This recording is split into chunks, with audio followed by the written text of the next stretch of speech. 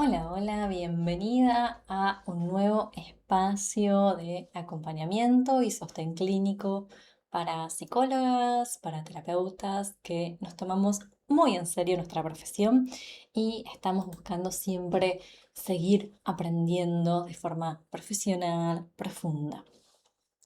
Hoy quiero abrir esta conversación sobre ¿qué nos pasa con interpretar? Interpretar los síntomas, interpretar las miradas, interpretar el lenguaje corporal. ¿Qué significa interpretar en la práctica clínica? Y cuándo interpretar está realmente al servicio del crecimiento de nuestro paciente, al servicio de una clínica respetuosa. Y cuando interpretar está más como al servicio de alimentar el ego de las terapeutas, que, bueno, yo sé que este síntoma significa esto. ¿eh? O yo sé que si te duele el dedo es porque tal cosa, ¿no? Entonces, está más al servicio de alimentar el ego, la confianza, pero no tanto al servicio del crecimiento de nuestro paciente. Entonces, es un tema, ¿no? Porque, bueno, mi formación de base es psicología, ¿no? Yo soy licenciada en psicología, además de terapeuta, y en la facultad me enseñaron a interpretar, obviamente, y en muchas formaciones terapéuticas también se nos enseña a interpretar. Especialmente, por ejemplo, en la bio, ¿no? O en estas formaciones donde interpretamos los síntomas. Uy, si te duele la garganta es porque hay algo que no dijiste. Si te duele el estómago es porque hay algo que no estás digiriendo. Si te duele el hombro derecho es un problema, no sé, con la pareja, con los pares. Pero si es el hombro izquierdo es otra cosa, ¿no? Entonces, tenemos toda una clínica basada en la interpretación. Y por un lado, está buenísimo que nosotras, con esa mirada más amplia, podamos profundizar y hacer hipótesis, ¿sí? Ah, ¿será que si le duele la garganta, será que hay algo que no dijo? Si le duele, no sé, el hombro derecho, ¿será que hay un tema, no sé, con algún par o con la pareja? Si le duele el estómago, ¿será que hay algo que no está pudiendo digerir? Pero hay una gran diferencia entre hacer una hipótesis, que una hipótesis es una pregunta, y hacer una teoría, ¿no? La teoría no es una pregunta, la teoría es una afirmación. También podemos interpretar, ¿no? Si, por ejemplo, vemos que, no sé, una mujer que viene, la mayoría, el 90% de la clínica son mujeres, ¿no? Es muy celosa, podemos decir, bueno, acá posiblemente hay una historia de un apego ansioso ambivalente o una historia de abandono.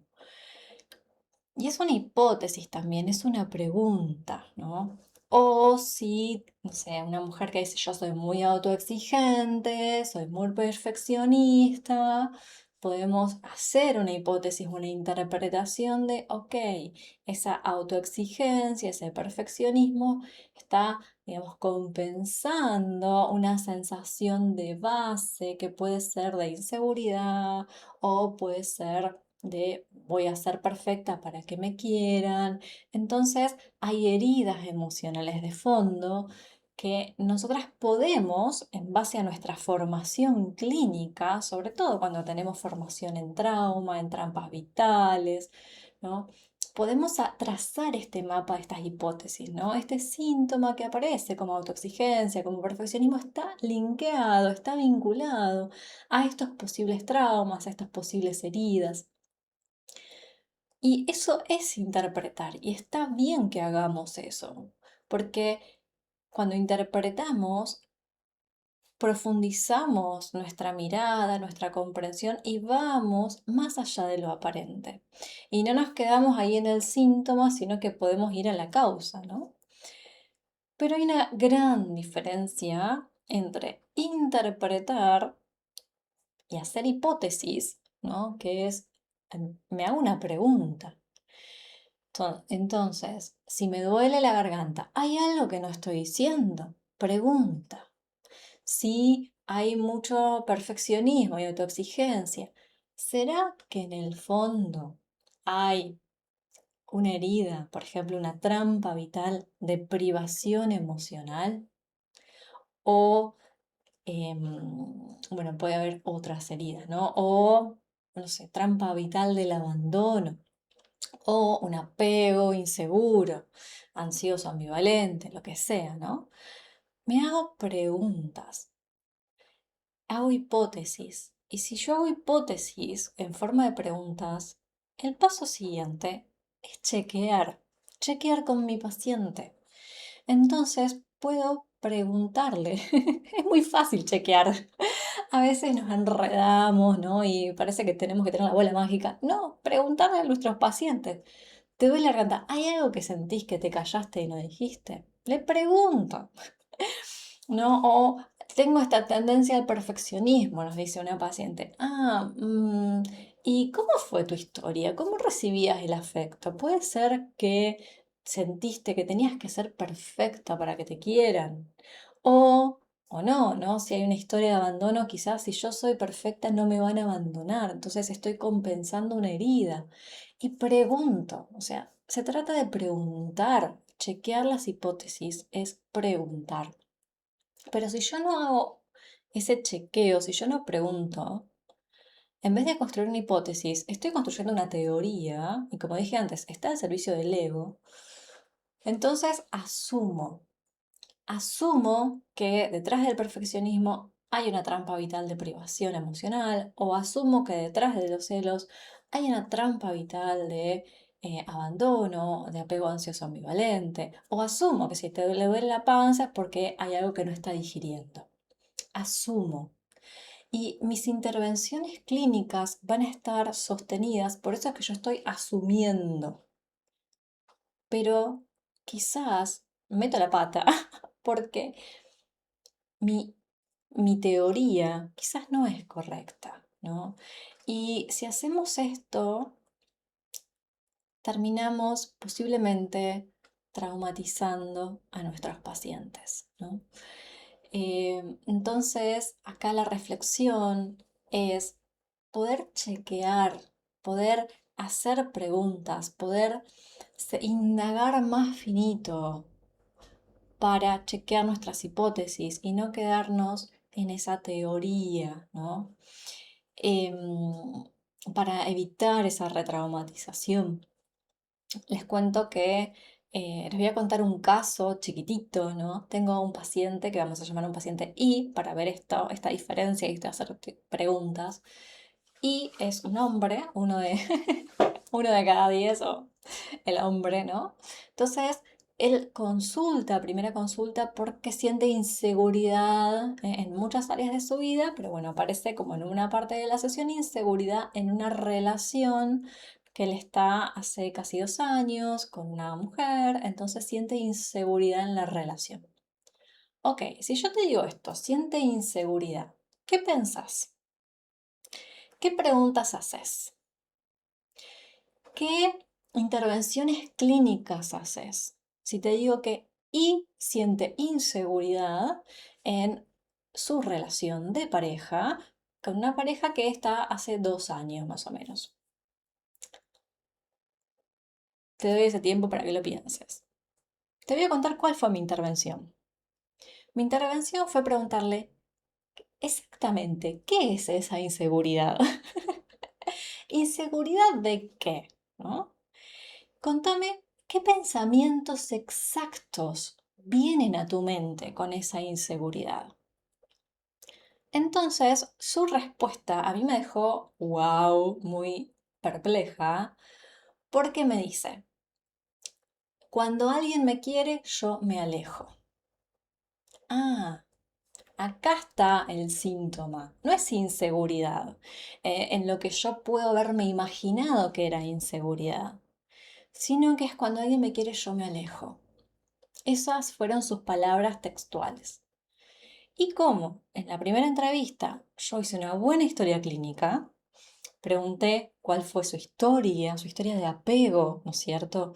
Entonces sé que I perdió a su mamá cuando era niño, perdió también a un hermano. En esas pérdidas perdió también al papá, no porque se haya ido el papá, sino que porque murió su mamá, murió su hermano, el papá estaba presente, pero se dedicó a trabajar, tenía que sostener a sus otros hijos, entonces él de niño sintió que no podía contar con el papá. Yo sé, porque estudié, ¿no? Que el niño cuando pierde a alguien lo siente como un abandono, porque el niño no puede comprender el concepto de muerte. Entonces, mi hipótesis, mi interpretación en forma de hipótesis, de pregunta acá, es que a él, cuando entra en una relación de pareja, se le activa el miedo a la pérdida, se le activa el miedo otra vez al dolor de la pérdida. Entonces, el me alejo es para evitar el dolor, el posible dolor de una nueva pérdida. Esa fue mi interpretación. Ahora yo la tuve que chequear, la chequeé con él. Entonces, lo mismo que les dije acá recién, le dije a él, le digo, puede ser que en tu historia, al haber perdido a tu mamá, al haber perdido a tu hermano, al haber sentido que también de alguna forma perdiste a tu papá, ese dolor de las pérdidas quedó guardadito en una parte tuya. Sobre todo entendiendo que los niños no entienden el concepto de muerte y posiblemente lo hayas sentido siendo un niño como un abandono, que ese dolor se esté volviendo a activar y entonces alejarte es una forma de protegerte. ¿Te hace sentido esto que te estoy contando? ¿No? Así, lo mismo que te digo acá, le dije a él. Entonces me dice, sí, me hace mucho sentido. Ok, ok. Entonces, mi siguiente intervención fue, ok, lo que vamos a trabajar es esa partecita tuya que sigue guardando el dolor de las pérdidas, ¿no? Y vamos a decirle gracias a esa parte que se aleja porque te está queriendo proteger. Pero hoy entendemos que ya no sos ese niño, que sos un adulto y que vamos a construir recursos para que vos puedas hacer frente a esa posibilidad del dolor que es real y que existe en toda relación. Entonces, con esta fue mi intervención. A él le cambió la cara, se relajó el cuerpo, porque él se estaba culpando mucho, ¿no? Él me decía, ¿por qué hago esto? Yo empecé a indagar cuáles son las formas de alejarte, qué es ese me alejo, qué significa el me alejo, ¿no? Porque indago, indago, indago y pregunto, pregunto. Entonces me dice, y no contesto, o contesto mal, o quiero controlar cosas y la alejo a ella, ¿no? Entonces él decía, ¿por qué hago esto si ella es divina, es hermosa, pi, pi, pi, pi? Yo hago esto? ¿Por qué? Y me enojo conmigo, ¿no? Entonces, a través de la psicoeducación que yo le di, entendiendo que pude darle esta psicoeducación, ¿por qué? Porque tengo formación en trauma, trauma vincular, estilos de apego, etcétera. Yo pude hacerle una buena psicoeducación, también hablarle de que todos tenemos muchas partes en nuestra personalidad, que hay una partecita de él que sigue siendo ese niño que guarda el dolor y hay otra parte que lo está protegiendo de ese dolor, que no es él, sino que son partes suyas y que todas sus partes tienen una intención positiva y que lo están queriendo cuidar. Gracias a esa psicoeducación, que fue la primera intervención, él dejó de culparse a sí mismo por lo que estaba haciendo, empezó a comprenderse, empezó a comprender sus partes. A partir de ahí hicimos un inventario de sus partes, sus partes internas, las que se ponían en juego en la relación, ¿no? Y estuvo mucho más consciente para dejar de actuar en base a esas partes que estaban traumatizadas. Entonces, lo que te quiero contar, ya como para cerrar este nuevo episodio, es hace preguntas y fíjate cuando yo te dije, bueno, tengo mi paciente ahí que me dice, siento inseguridad en mi relación, ¿cómo intervenís? Fíjate si tu respuesta fue parecida a esta. Fíjate si tu respuesta fue indagar qué significa inseguridad, cuáles son los pensamientos exactos que vienen a tu mente, cómo la vivís en la inseguridad, cómo actúas en base a inseguridad, qué te hace hacer la inseguridad, eh, qué emociones tiene esa inseguridad, ¿no? Esas son las preguntas que nos ayudan después a chequear nuestras hipótesis y a no quedarnos con las teorías que nos cuenta nuestra mente.